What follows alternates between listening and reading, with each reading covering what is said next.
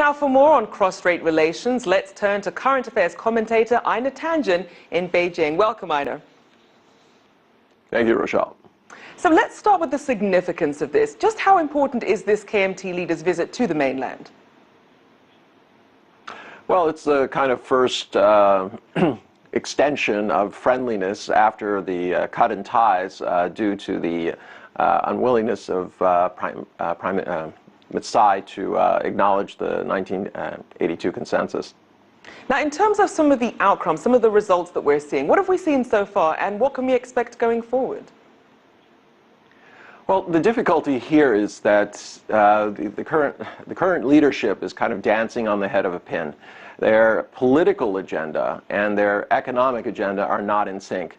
The whole election was based on this idea that she could promise no change, that the situation with China would remain stable. But that has not been the case. It's not only the drop in tourism, but you have to really understand just how involved Taiwan is with mainland China.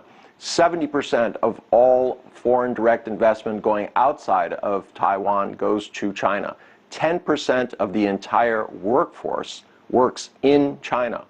40% of all trade flows are with China. All right, their current growth rate is fairly anemic even compared to the rest of it. It's a little around 1%. It was revised slightly upward just recently, but the long-term situation does not look good, especially if she cannot accomplish a rapprochement with Beijing. So then what's the reaction been to her policies, especially from businesses there, as well as the residents living there?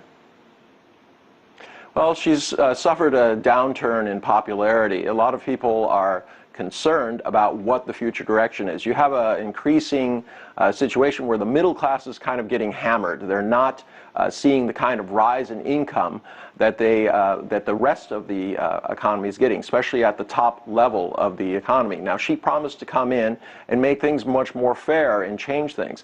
Now, she's trying, but it's very, very difficult. One of the lifelines she was looking for was TPP. But as we all know, TPP is dead in the water. So she's really scrambling at this point to figure out how she's going to revive this economy, which is so tied to China, and find alternative sources. Very, very difficult. And remember, Taiwan has very few bilateral trade treaties with other nations. And quite frankly, they're a little bit stunted in terms of their international policy and outreach because of the situation with China.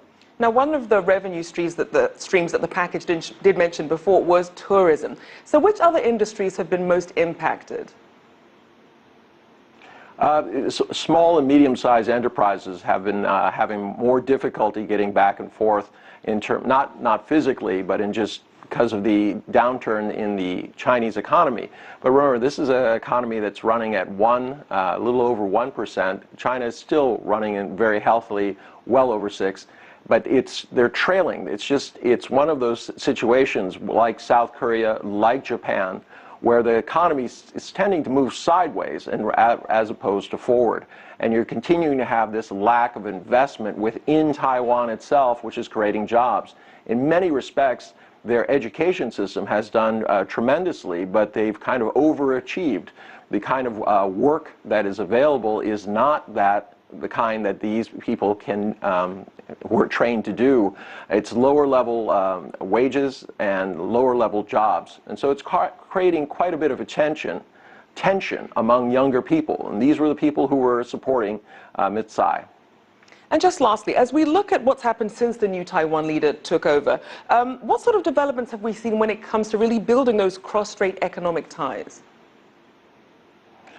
Well, there really hasn't been a lot of progress in that area. It's really been this kind of cat and mouse game. She's trying to send a representative to APEC in Lima, Peru. I just don't know that that's going to work. It's not clear that they'll be getting any kind of ability to do that. Certainly, there will not be a meeting with Xi Jinping. The issue really comes down, China says you need to reaffirm this consensus. Unless that happens, there's not going to be a lot of future cooperation during her term. Now, I think a lot of people are betting that after a number of years of her tenure, that things will change politically and that perhaps the KMT will come back into power. All right, we'll have to leave it there, but thank you so much for joining us. That was Ina Tanjanet, live for us from Beijing.